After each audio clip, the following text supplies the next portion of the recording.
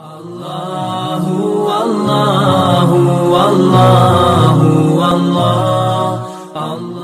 روح پرواز کر گئی فوراً باہر بتلایا گیا کہ نبی پاک صلی اللہ علیہ وسلم کی روح مبارک پرواز کر گئی اور آپ انتقال کر گئی، تو صحابہ کرام کے تو ہوش و حواس اڑ گئے، حتیٰ کہ حضرت عمر فاروق رضی اللہ تعالیٰ عنہ جو اتنے بہادر اور جری انسان تھے، وہ تلوار لے کر کھڑے ہو گئے اور کہنے لگے خبردار اگر کسی نے کہا نبی پاک صلی اللہ علیہ وسلم فوت ہوئے ہیں، آپ فوت نہیں ہوئے، آپ ایسے ہی اللہ کے پاس گئے ہیں جیسے حضرت موسیٰ علیہ السلام کوہ طور پر جایا کرتے تھے، تھوڑی دیر میں واپس آ جائیں گے۔ اور حضرت عثمان غنی ایسے شدت غم سے ٹیک لگا کر دیوار کے ساتھ بیٹھ گئے، کوئی پتہ نہیں کہاں ہے، بے ہوش۔ ایسے ہی باقی صحابہ کرام کا حال تھا، اور حواس باختہ ہے، سمجھ نہیں آ رہی کیا ہوا ہے، واقعتاً یہ ہوا ہے نہیں ہوا۔ اتنی دیر میں حضرت ابوبکر صدیق کو اطلاع ملی، وہاں پر 2-3 میل دور وہاں تھے اپنے دوسرے گھر میں، وہاں سے گھوڑے پر بیٹھے اور دوڑتے ہوئے آئے، فوراً مسجد کے پاس وہاں جہاں حجرہ مبارک کے پاس گھوڑا روکا اور زاروں قطار روتے ہوئے حجرہ مبارک میں اجازت لے کر داخل ہوئے، کہ باقی ازواج مطہرات بھی بیٹھی تھی، انہوں نے پردہ کر لیا، عائشہ چونکہ بیٹی تھی وہ بیٹھی رہی، اور جا کر نبی پاک صلی اللہ علیہ وسلم کے چہرے مبارک سے کپڑا ہٹایا اور کپڑا ہٹا کر آپ کی پیشانی پر بوسہ لیا اور بوسہ لے کر کہا اے اللہ کے نبی، آپ پر اللہ 2 موتیں جمع نہیں کرے گا، ایک موت جو اللہ نے سب کے لیے لکھی تھی وہ آپ کو آ چکی ہے، آپ کو آ چکی۔ اور پھر آپ کے چہرے مبارک پر بوسہ لے کر باہر نکلے تو صحابہ کرام کی پریشانی کا عالم تھا، ہوش و حواس گم تھے۔ حضرت ابوبکر صدیق ایک جگہ بولی جا رہے تھے واللہ ما مات رسول اللہ صلی اللہ علیہ وسلم، اللہ کی قسم اللہ کے رسول فوت نہیں ہوئے ہیں۔ تو حضرت ابوبکر صدیق ان کو آواز دے کر کہا اے قسم اٹھانے والے بیٹھ جاؤ، انہوں نے نہیں سنا، پھر کہا بیٹھ جاؤ، پھر کہا بیٹھ جاؤ، وہ نہیں سنا۔ آخر منبر پر حضرت ابوبکر صدیق آ کر کھڑے ہو گئے، نحمدہ و نصلی علی رسولہ الکریم، خطبہ پڑھا، اور خطبہ پڑھنے کے بعد حضرت ابوبکر صدیق نے یہ آیات جو ابھی میں نے پڑھی ہیں ان آیات کو تلاوت کیا۔ سب سے پہلے یہ آیت پڑھی انک میت و انہم میتون، اے پیارے پیغمبر آپ نے بھی ایک نہ ایک دن فوت ہونا ہے اور یہ لوگ بھی ایک نہ ایک دن فوت ہوں گے، دنیا سے جائیں گے۔ پھر دوسری آیت پڑھی یہ خطبے کے بعد کل نفس ذائقۃ الموت، ہر نفس کو ہر شخص کو ایک نہ ایک دن موت کا ذائقہ چکھنا ہے۔ پھر تیسری آیت پڑھی کل شیء ہالک الا وجہہ، ہر چیز ہلاک ہوگی صرف اللہ کی ذات باقی رہے گی۔ پھر چوتھی آیت پڑھی کل من علیہا فان ویبقى وجہ ربک ذو الجلال والاکرام، ہر چیز فنا ہوگی اور باقی رہے گی صرف رب ذوالجلال کی ذات باقی رہے گی۔ اور پھر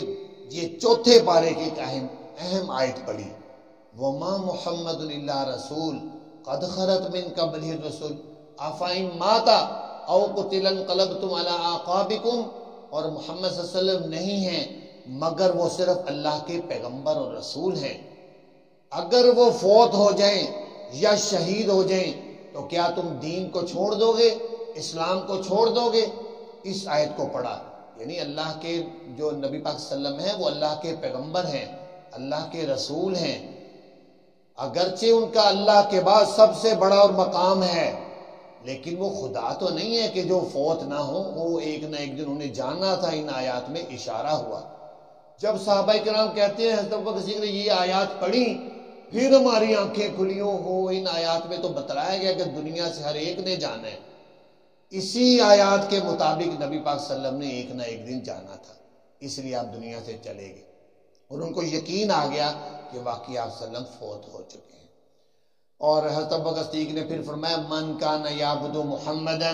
فإن محمدا قد مات، جو شخص محمد صلی اللہ علیہ وسلم کی عبادت کرتا تھا وہ سن لے کہ آپ صلی اللہ علیہ وسلم فوت ہو چکے ہیں۔ ومن کان یعبد اللہ فإن اللہ حی لا یموت، اور جو اللہ کی عبادت کرتا ہے سمجھ لو اللہ زندہ ہے، اس پر کبھی موت نہیں آئے گی، یعنی اللہ تو زندہ ہے، لہذا تم اپنی عبادت کو جاری رکھو، دین کے کام کو جاری رکھو۔ تو صحابہ کرام کہتے ہیں حضرت ابوبکر صدیق کی ان باتوں سے پھر ہمیں یقین، اور جتنے بھی لوگ تھے سب کی زبانوں پر بھی یہی آیات جاری تھی، یہی پڑھ رہے تھے، کل نفس ذائقۃ الموت، کل نفس ذائقۃ الموت۔ اس کے بعد حضرت ابوبکر صدیق رضی اللہ تعالیٰ عنہ کی جو ہے وہ بیعت کی گئی، آپ کو خلیفہ بلا فصل امیر المومنین بنایا گیا، اور پھر قبر مبارک کے لیے مشورہ کیا گیا کیسی قبر بنائی جائے، کہ ایک لحد والی قبر ہوتی ہے، ایک سیدھی قبر ہوتی ہے، کون سی قبر بنائی جائے؟ تو فیصلہ نہیں ہو رہا تھا، کہا گیا کہ چلو دونوں آدمی جو بنانے والے ہیں گورکن، ان کی طرف آدمی بھیج دو، جو پہلے آ جائے گا وہی قبر بنائے۔